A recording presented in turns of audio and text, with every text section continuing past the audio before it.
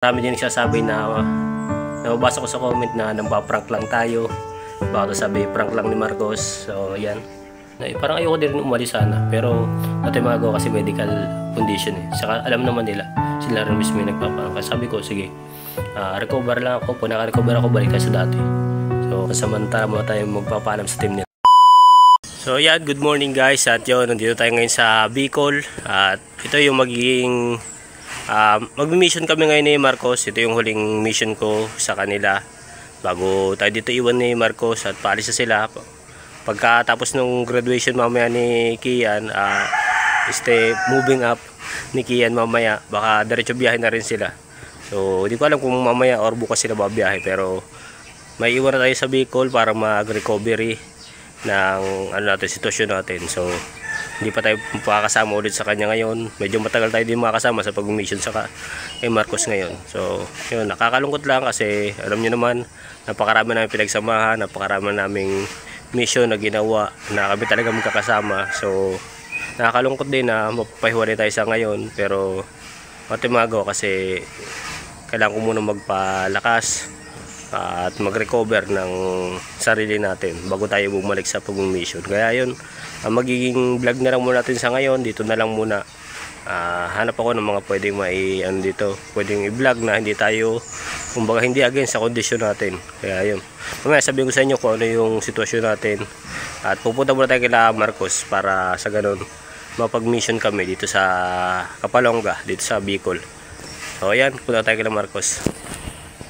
So ayan, at nandito tayo kila Marcos. Yun, asikaso lang si Marcos kasi nagpunta sa sentro, nagbili ng mga gamit niya dito kasi wala pala siyang gamit dito.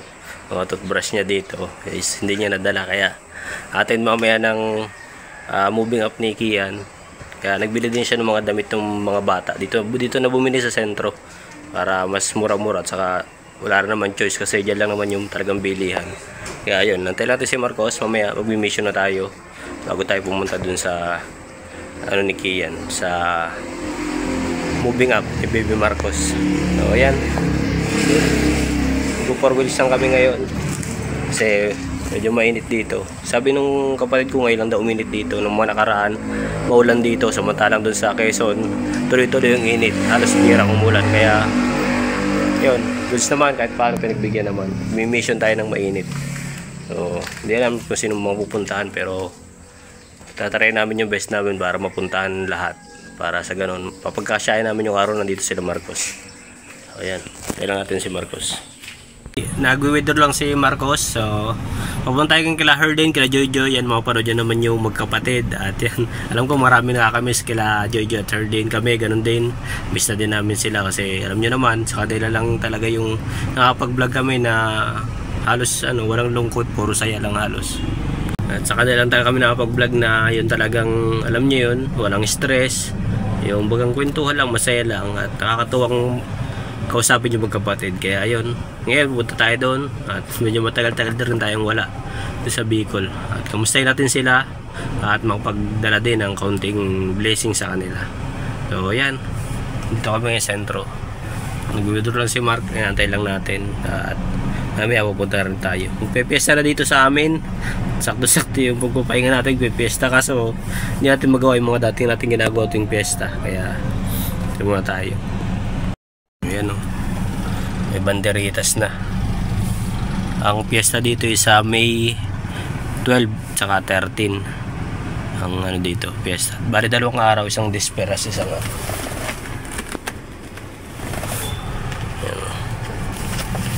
makakapamesta tayo, pero hindi natin may enjoy yung piyesta kasi nasa bahay lang tayo. Kailangan natin mag-recover ng sarili. Bawi na lang tayo sunod na taon siguro.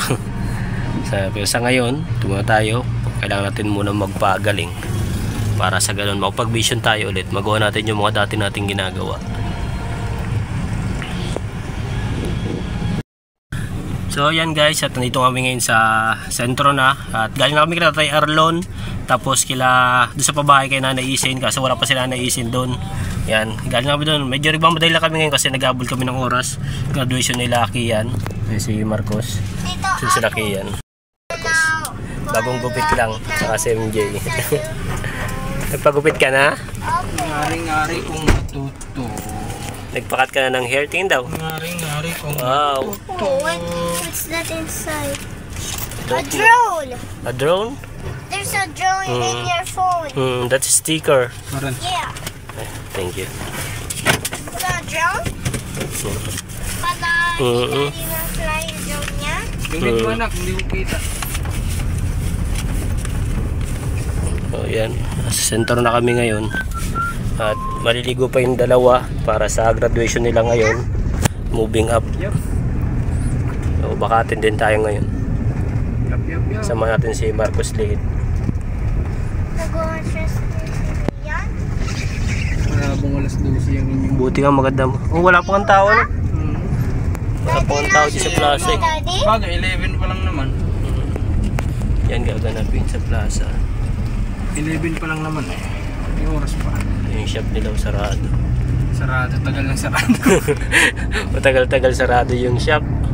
Pahinga. Pahinga yung ano na. Sabi ng shop eh, pahinga muna anak. Wala niya sa ating mag-aasikaso ngayon. Wala ibang magulang natin. Fiesta na oh. Pesta pati ano. Kaya sabi ko nga eh. Fiesta hindi natin may enjoy ngayon. Kailangan ng... Diyan pa naman bumabawi yung shop kapag ka-fiesta. Oo, pag fiesta. Maraming tao ano. Kasi wala. Kailangan pa ng recovery din ni Almo eh. Pahinga. Abot ng fiesta bago. Mag-open ulit yan pag ano, patay na ulit yung kapalongga. Pwede naman. December na. Ang baway niyan. December. Sabi ng mga badyaw, December. Nagbebenta ng cellphone. Yung mga ano. Yung mga ano, tuloy-tuloy ang pangampanya ng mga lalaban dito sa amin. Bahala na kung sinong may nagagawa, siyang ibubuto. Kung magbigay, tanggapin. Pero ikaw pa rin magdedesisyon kung sinong ibubuto mo. Hindi naman sinasabi nila. Pag may nagbigay, tanggapin mo. Pero ikaw pa rin magdedesisyon kung sino ibubuto mo. Pera mo din naman na niya yung pinamimigay na yun. Kaya tanggapin mo, tanggapin. So yan, ito kami kila Marcos. At maliligo sila. Dito, open mo yan, open mo dyan. Ayan. Yung ano gate.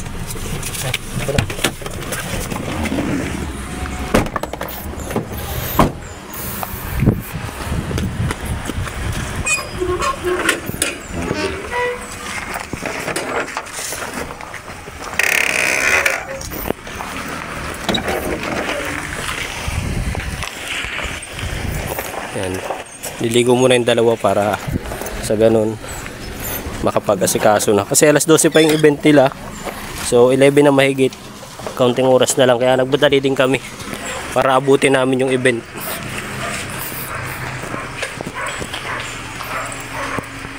So yan guys, nandito tayo ngayon sa bahay. Kagaling namin doon sa pagmi-mission. Yan. May mga napuntahan na tayong ibang mga beneficiary.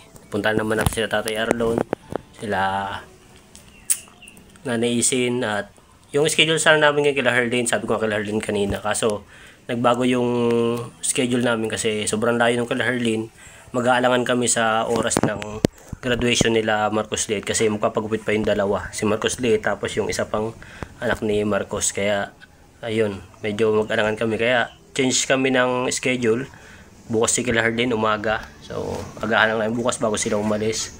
At yun, sabihin ko sa inyo kung ano yung nangyari sa atin kasi nung nakaraan, hindi ko kayang sabihin nung nakaraan, naging emotional tayo. At yun nga, marami din nagsasabi na nababasa ko sa comment na nagpa-prank lang tayo, baka to sabi prank lang ni Marcos. So yan, at yun, ang nangyari po sa atin ngayon is nagkaroon po tayo ng diferensya sa ating sa loob ng katawan natin. So nagkaroon tayo ng tinatawag na inguinal hernia o yung mas kilala sa tawag na luslos. So yan, nagkaroon tayo nun gawa siguro nung naisip kong unang dahilan yung pagbiyahe namin nung nagpa-CT scan si mama nun sa ulo niya nung na-aksidente si mama. Nung nagpa-CT scan kami doon, pabalik, galing kami Dait, pabalik na kami dito ng Kapalongga, is bagong kain ako noon, bagong kain kami noon ni mama. nag-drive agad ako pauwi sa Bicol kasi nga naghahabol kami nung oras kasi plano nga nun tanghali is magbablog kami ni Marcos kila Dayan. So medyo malaking kila Dayan kaya naghahabol ako ng oras nung time na yun. Medyo ano rin nag-alangan kami sa oras nun kaya yun hinahabol ko yung oras. So yun busog tayo noon time na yun, nagmotor tayo. Doon unang sumakit, doon ko unang naramdaman. Tapos ito na nung mga katagalan na di ko naman alam nakapagbuhat pa tayo ng ibang medyo nung mga time na after no nakapagbuhat pa tayo ng ibang mabibigat. So doon na siguro na trigger na tuloy-tuloy yung at di ko naman alam noong una na ganoon na siya. So nitong ko lang nalaman nung sa Candelaria na kami sa ako lang talaga siya na laman na ganoon. So may nakapana ako tapos pina-check ko na nagpa-ano ako sa doktor at yun nga nakatatlong balik yata ako sa doktor dyan. Nung unang punta ko check up nila tapos ay sabi nung una walang doktor na mag-check up sa gantong uri ng sakit. So pinabalik ako ng Friday. Yung pagbalik ko ng Friday nandun na yung surgeon tiningnan nga tayo. Yun na-record naman tayo ng ultrasound, kailangan natin pa-ultrasound kaya kinaanohan naman Friday noon Sabado at saka Linggo medyo wala akong budget pa noon kaya nagantay ako ng Lunes nung nagka-budget na ako so ako nagpa-ultrasound yun nga kinulang pa nga tayo ng budget kasi may ang pera ko noon 1.7 lang ang pera ko noon. So ang bayad sa ultrasound is 1.9 kaya nagbalik pa ako kay Marcos para manghiram kay Mark ng 200 at yun nga pinaano naman tayo Marcos ng 200 para pandagdag ito sa so nagbalik ako sa ospital para pambayad doon at ito na yung result. Yan nagpakita ko sa inyo para kasi nabasa ko yung man ko comment na prank lang daw. So yan meron tayo itong ultrasound. Yan yung pangalan natin kita ba? Yan kita ba? Baliktad lang siguro. Yan tapos yung result niya ay baliktad. So yan yung result, left inguinal hernia. So yan yung natin galing yan ng Peter Paul Medical Center Candelaria. Yan sa mga sasabing prank lang. So legit po, hindi po nang paprank si Marcos na medyo lang talaga. Pinalabas muna sa kasi sabi ko gusto kong ma-confirm muna nung mga time na yun.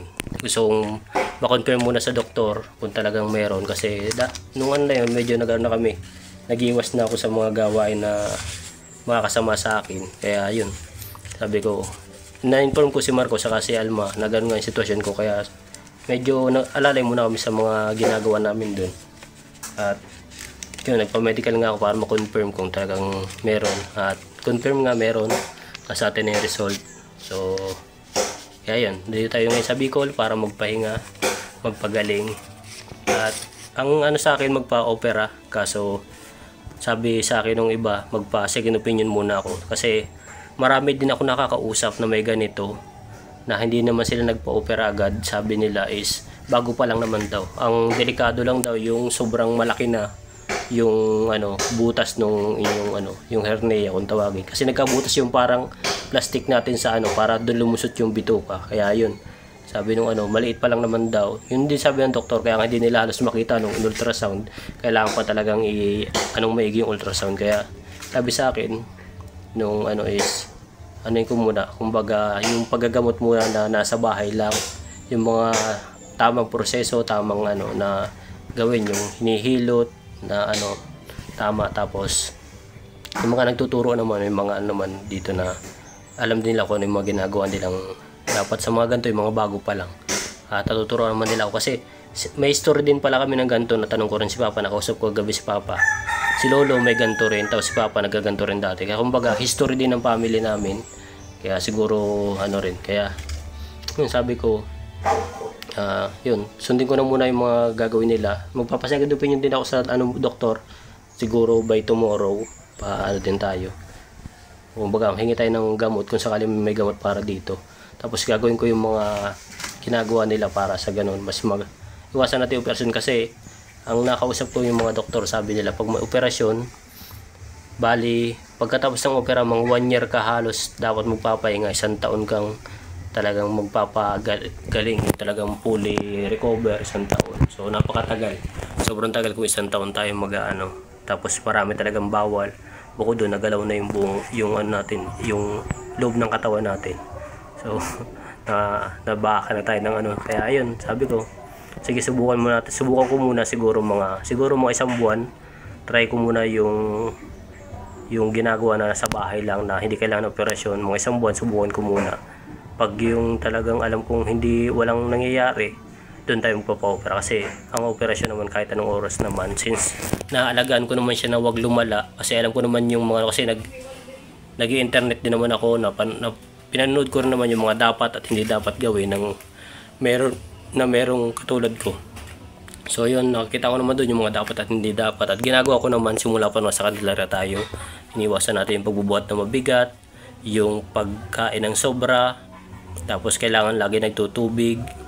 Tapos mga tao pang gawin, yung pag medyo ihiga lang natin pag yung medyo ramdam natin na lalabas siya. So kailangan lang ihiga, tapos yung may unan sa puwetan. So ginagawa ko naman. Tapos binabantunan ko siya pagkagabi, hinihilot ko yung tiyan natin pagkagabi. So yun, yung ganun may ginagawa. Kaya nga sabi ng doktor, hindi nila masyado makita nung nagpa-ultrasound ako. Hindi nila masyado makita kasi nga, bago pa ako pumunta doon, nagagawa ko na yung mga dapat gawin, yung pagbabanton, kung tawagin, yung inaano mo pataas yung bituka mo ulit. Tapos hindi tayo masyadong bubuhat mabigat. Saka yung mga din, paghihilot din ng So, tapos yung naihiga ko agad. Kaya hindi na masyado nakita. Kaya sabi nung mga nakausap ko, kaya pang siya na hindi kailangan ng operasyon. Kailangan ko lang talaga iwasan yung mga bagay na Kaya sa'yo kay Marcos, dito muna ako sa Bicol, sabi ko hindi muna ako mission para sa ganoon. Makarecover tayo ng maayos, makapag-recover tayo ng maayos para makabalik tayo sa pag-mission ng okay na tayo katulad ng dati, balik tayo sa dati. So, marami kasi akong pwede naman akong sumama kay Marcos sa kaso nga iniisip nila baka kasi lumala. Ako, tutusin na yung kasi mahirap kay Marcos na mag-solo sa ginagawa namin. Kaya ayun, parang ayoko din umalis sana. Pero natin magagawa kasi medical condition Saka alam naman nila, sila rin mismo yung nagpaparang. Kaya sabi ko, sige, recover lang ako. Pag naka-recover ako, balik tayo sa dati. So, yan. Medyo mahirap lang kay Marcos sa ngayon yun. Pero, ko nga, anytime naman na pagkaya natin, babalik tayo doon sa pag-mission. So, kailangan lang natin ma-fully recover para mag-ulit natin yung mga dating gawain doon. So, nawa naman nila. At sabi nga nila, kung may kailangan, anytime naman, pwede akong kumontak sa kanila. Sabi lang ako. At yun, sa ngayon, dito muna ako sa Bicol, magaling muna tayo. At sana, panoorin nyo pa rin yung mga vlog natin kahit hindi na tayo nag-mission, magde-daily vlog na lang ako kung ano yung mga pwedeng may vlog dito na alam kong kakaano nyo rin naman, anti-stress din. So, yan, pasensya na muna sa mga viewers na hindi nyo muna makikita pansamantala sa team ni Marcos. At yun, pansamantala muna tayo magpapaalam sa team nila. Pero hindi naman tayo totally aalis doon. Babalik naman tayo. Kaya mag-alala, babalik tayo doon kasi yun naman talaga yung gawain natin. So, yan. Medyo lang to, talagang pagsubok lang. Binigyan lang tayo ng pagsubok kasi sabi ko nga, ang nakatanim lang sa isip ko kaya hindi ako masyadong na-pressure. Nakatanim lang sa isip ko, sabi ko,